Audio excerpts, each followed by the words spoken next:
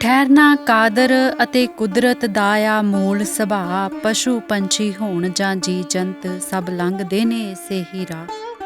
ਫਰਕ ਇੰਨਾ ਏ ਕੋਈ ਜਾਗ ਕੇ ਤੇ ਕੋਈ ਸੌਂ ਕੇ ਲੈਂਦਾ ਆ ਕਿਰਦਾਰ ਨਿਭਾ। ਮਨ ਵੀਰ ਜੇ ਬੁੱਝ ਮੂਲ ਮਨ ਹੋ ਜੇ ਸਥਿਰ ਤੇ ਲੈਂਦਾ ਆ ਆਪਣੀ ਹੋਂਦ ਬਚਾ ਆਪਣੀ ਹੋਂਦ ਬਚਾ। ਚੈਨਲ ਤੂੰ ਸੱਤ ਅਖੰਡ ਜੋਤ ਤੇ ਪ੍ਰੋਗਰਾਮ ਸੁਗੜ ਵਿਚਾਰ ਵੇਖ ਰਹੇ ਸਾਰੇ ਹੀ ਸਰੋਤਿਆਂ ਨੂੰ ਮੇਰੇ ਵੱਲੋਂ ਸਤਿ ਸ੍ਰੀ ਅਕਾਲ ਜੀ। ਪ੍ਰੋਗਰਾਮ ਸੁਗੜ ਵਿਚਾਰ ਵਿੱਚ ਅੱਜ ਸਾਡੇ ਵਿਚਾਰ ਦਾ ਕੇਂਦਰ ਆ ਠਹਿਰਾਵ। ਪੰਜਾਬੀ ਮੁਹਾਰਨੀ ਦਾ ਇੱਕ ਸ਼ਬਦ ਠਹਿਰਾਵ ਜਾਂ ਠਹਿਰਾਓ, ਜਿਸ ਨੂੰ ਦੂਜੇ ਲਫ਼ਜ਼ਾਂ ਦੇ ਵਿੱਚ ਵਿਸ਼ਰਾਮ, ਖਲਿਆਰ ਜਾਂ ਰੁਕਣਾ ਵੀ ਕਹਿ ਸਕਦੇ ਹਾਂ।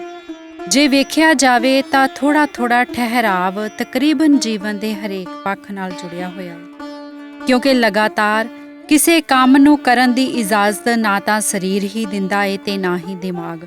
ਇਕੱਲੇ ਮਨੁੱਖ ਵਿੱਚ ਹੀ ਨਹੀਂ ਬਲਕਿ ਪਸ਼ੂ ਪੰਛੀਆਂ, ਜਾਨਵਰਾਂ, ਜੀ ਜੰਤ, ਕੁਦਰਤ, ਕਾਇਨਾਤ ਸਭ ਦੇ ਨਿਯਮ ਵਿੱਚ ਠਹਿਰਾਵ ਦੇ ਨਿਯਮ ਦੀ ਇੱਕ ਖਾਸ ਜਗ੍ਹਾ ਆ।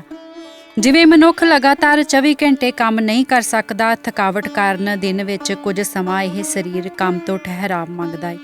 ਇਕੱਲੇ ਕੰਮ ਦੀ ਹੀ ਗੱਲ ਨਹੀਂ ਬਲਕਿ ਬੋਲਦੇ ਸਮੇਂ ਵੀ ਅਸੀਂ ਦਮ ਭਰਨ ਲਈ ਠਹਿਰਦੇ ਹਾਂ, ਖਾਂਦੇ ਸਮੇਂ ਵੀ ਨਿਵਾਲੇ ਤੋਂ ਬਾਅਦ ਦੂਜੇ ਨਿਵਾਲੇ ਲਈ ਠਹਿਰਾਵ ਹੁੰਦਾ ਹੈ। ਕਦਮ ਪੁੱਟਦੇ ਹਾਂ ਤੇ ਇੱਕ ਪੁੱਟਿਆ ਕਦਮ ਦੂਜੇ ਕਦਮ ਦਾ ਵਿਸ਼ਰਾਮ ਹੁੰਦਾ ਆ। ਇਸੇ ਹੀ ਤਰ੍ਹਾਂ ਬਾਕੀ ਜੀਵ ਜੰਤ ਇਸ ਠਹਿਰਾਵ ਦੇ ਨਿਯਮ ਦੀ ਪਾਲਣਾ ਕਰਦੇ ਨੇ। ਤੇ ਜੇ ਇੱਕ ਝਾਤ ਪਾ ਕੁਦਰਤ ਦੇ ਸੌਮਿਆਂ ਵੱਲ ਵੇਖੀਏ ਤੇ ਸਮੁੰਦਰ 'ਚੋਂ ਉੱਠਦੀਆਂ ਸ਼ੋਰ ਮਚਾਉਂਦੀਆਂ ਪਾਣੀ ਦੀਆਂ ਲਹਿਰਾਂ ਕੁਝ ਸਮੇਂ ਬਾਅਦ ਸਮੁੰਦਰ ਵਿੱਚ ਹੀ ਸਮਾ ਕੇ ਠਹਿਰਾਵ ਦਾ ਰੂਪ ਲੈ ਲੈਂਦੀਆਂ ਨੇ। ਤੇਜ਼ ਵਗਦੀਆਂ ਹਵਾਵਾਂ ਦਾ ਵੀ ਦੂਜਾ ਪੱਖ ਠਹਿਰਨਾ ਹੀ ਹੁੰਦਾ ਏ। ਬੱਦਲਾਂ ਦੀ ਗੜਗੜਾਹਟ ਇੱਕ ਵਾਰ ਤਾਂ ਭਾਵੇਂ ਪੂਰਾ ਅਸਮਾਨ ਗੂੰਜਣ ਲਾ ਦਿੰਦੀ ਏ, ਪਰ ਸਮੇਂ-ਸਮੇਂ ਤੇ ਇਸ ਗੂੰਜ ਵਿੱਚ ਵੀ ਇੱਕ ਠਹਿਰਾਵ ਆਉਂਦਾ ਹੀ ਰਹਿੰਦਾ ਹੈ। ਕਿਉਂਕਿ ਜੇ ਕਿਤੇ ਕਿਧਰੇ ਤੇਜ਼ ਚੱਲਦੇ ਝੱਖੜਾਂ ਵਿੱਚ ਠਹਿਰਾਵ ਨਾ ਆਵੇ ਤਾਂ ਜੀਵਨ ਤਹਿਸ ਨਹਿਸ ਹੁੰਦਿਆਂ ਸਮਾਂ ਨਾ ਲੱਗੇ। ਕੰਮ ਤੋਂ ਠਹਿਰਾਵ ਨਾ ਹੋਵੇ ਤਾਂ ਸਰੀਰ ਵਿੱਚੋਂ ਕੰਮ ਨੂੰ ਕਰਨ ਦੀ ਕਾਬਲੀਅਤ ਖਤਮ ਹੋ ਜਾਵੇ। ਰਾਤ ਦੀ ਨੀਂਦ ਨਾ ਹੋਵੇ ਤਾਂ ਚੰਗਾ ਭਲਾ ਕੰਮ ਕਰਦਾ ਦਿਮਾਗ ਡਿਸਟਰਬ ਹੋ ਜਾਂਦਾ ਆ, ਕਿਉਂਕਿ ਚਾਲ ਦੇ ਨਾਲ ਠਹਿਰਾਵ ਦਾ ਬੈਲੈਂਸ ਆ। ਪਰ ਇੱਥੇ ਹੁਣ ਇੱਕ ਗੌਰ ਕਰਨ ਵਾਲੀ ਗੱਲ ਇਹ ਆ ਕਿ ਜੇ ਜੀਵਨ ਦੇ ਹਰ ਪੱਖ ਲਈ ਠਹਿਰਾਵ ਦਾ ਨਿਯਮ ਜ਼ਰੂਰੀ ਆ ਤੇ ਫਿਰ ਮਨ ਦੇ ਸ਼ੋਰ ਦਾ ਠਹਿਰਾਵ ਵੀ ਤਾਂ ਲਾਜ਼ਮੀ ਹੀ ਹੋਵੇਗਾ। ਪਰ ਕੀ ਸਾਡਾ ਮਨ ਠਹਿਰਾਵ ਦੇ ਇਸ ਨਿਯਮ ਨੂੰ ਫੋਲੋ ਕਰਦਾ ਏ? ਕਬੀਰ ਸਾਹਿਬ ਆਖਦੇ ਨੇ, ਕਬੀਰ ਮਨ ਪੰਖੀ ਭਇਓ ਉੱਡ ਉੱਡ ਦਹਿ ਦਿਸ ਜਾਏ।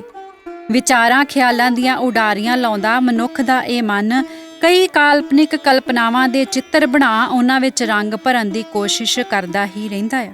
ਪਰ ਕਿਉਂਕਿ ਜਿਵੇਂ ਠਹਿਰਾਵ ਦਾ ਨਿਯਮ ਜੀਵਨ ਦੇ ਹਰ ਪੱਖ ਲਈ ਅਤ ਲੋੜੀਂਦਾ ਏ ਤੇ ਬਿਨਾਂ ਠਹਿਰਾਵ ਦੇ ਹਰ ਚੀਜ਼ ਤਬਾਹੀ ਦਾ ਕਾਰਨ ਬਣਦੀ ਏ, ਇਸੇ ਹੀ ਤਰ੍ਹਾਂ ਮਨ ਦੀਆਂ ਖੁੱਲ੍ਹੀਆਂ ਵਾਗ ਡੋਰਾਂ ਨੂੰ ਵੀ ਠਹਿਰਾਵ ਦੀਆਂ ਲਗਾਮਾਂ ਜ਼ਰੂਰੀ ਨੇ, ਕਿਉਂਕਿ ਬਿਨਾਂ ਵਿਸ਼ਰਾਮ ਕੀਤੇ, ਬਿਨਾਂ ਠਹਿਰਾਵ ਦੀਆਂ ਲਗਾਮਾਂ ਦੇ ਮਨ ਮੁੱਦਤਾਂ ਤੋਂ ਡੌਰ ਭੌਰ ਹੋ ਫਿਰਦਾ ਆਪਣੀ ਮਾਨਸਿਕ ਇਕਾਗਰਤਾ ਨੂੰ ਖੋ ਕਈ ਜੀਵਨ ਅਜਾਈਂ ਗਵਾ ਬੈਠਾ ਹੈ।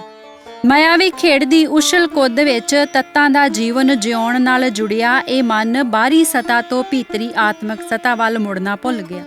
ਵਿਚਾਰਾਂ ਖਿਆਲਾਂ ਦੀਆਂ ਉਡਾਰੀਆਂ ਭਰਦਾ ਇਹ ਮਨ ਮੌਨ ਹੋ ਅਚਲ ਸਤ੍ਹਾ ਤੇ ਠਹਿਰਨਾ ਭੁੱਲ ਗਿਆ ਤੇ ਬਿਨਾਂ ਠਹਿਰਾਵ ਦੇ, ਬਿਨਾਂ ਵਿਸ਼ਰਾਮ ਕੀਤੇ ਖਿਆਲੀ ਉਡਾਰੀਆਂ ਭਰਦੇ ਮਨ ਦੀ ਮਾਨਸਿਕਤਾ ਤੇ ਖਿੰਡੀ ਹੋਈ ਮਨੁੱਖ ਦੀ ਸੋਚ ਜਿੰਨਾ ਚਿਰ ਇਕਾਗਰ ਤੇ ਸਥਿਰ ਹੋ ਅਚਲ ਸਤ੍ਹਾ ਤੇ ਠਹਿਰਨਾ ਨਹੀਂ ਸਿੱਖਦੀ, ਉਹਨਾਂ ਚਿਰ ਤੱਕ ਇਹ ਮਨ ਆਪਣੇ ਉਸ ਜੋਤ ਸਰੂਪ ਤੱਕ ਨਹੀਂ ਪਹੁੰਚ ਸਕਦਾ, ਜਿਸ ਜੋਤ ਸਰੂਪ ਤੱਕ ਪਹੁੰਚਣਾ ਸਾਡੇ ਇਸੇ ਹੀ ਮਨੁੱਖਾ ਜੀਵਨ ਦਾ ਮਨੋਰਥ ਆ। ਇਹ ਬਾਹਰੀ ਤੱਤਾਂ ਦਾ ਜੀਵਨ ਤਾਂ ਮਨ ਦੀਆਂ ਕਾਲਪਨਿਕ ਕਲਪਨਾਵਾਂ ਵਿੱਚ ਰੰਗ ਭਰਦਿਆਂ ਜੀਵਿਆ ਜਾ ਸਕਦਾ ਹੈ, ਪਰ ਆਤਮਿਕ ਜੀਵਨ ਤੱਕ ਪਹੁੰਚਣ ਲਈ ਮਨ ਦੇ ਕਾਲਪਨਿਕ ਘੋੜੇ ਨੂੰ ਲਗਾਮ ਪਾ ਹਕੀਕਤ ਨੂੰ ਜਾਣਨਾ ਤੇ ਆਤਮਿਕ ਸਤ੍ਹਾ ਦੀ ਸਥਿਰਤਾ ਤੇ ਸਥਿਰ ਹੋਣਾ ਲਾਜ਼ਮੀ ਹੈ।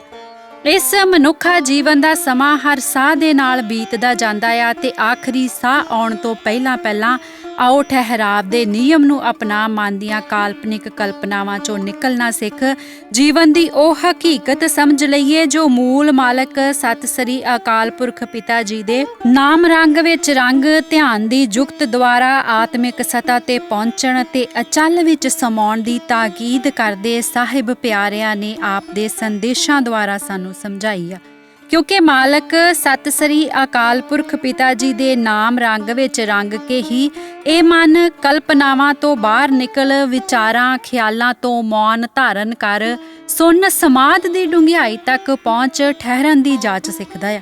ਨੌਵੇਂ ਪਾਤਸ਼ਾਹ ਆਖਦੇ ਨੇ, ਮਾਈ ਮੈਂ ਧਨ ਪਾਇਓ ਹਰ ਨਾਮ, ਮਨ ਮੇਰੋ ਧਾਵਨ ਤੇ ਛੂਟਿਓ ਕਰ ਬੈਠੋ ਬਿਸਰਾਮ। ਸਤਿ ਸ੍ਰੀ ਅਕਾਲ ਜੀ।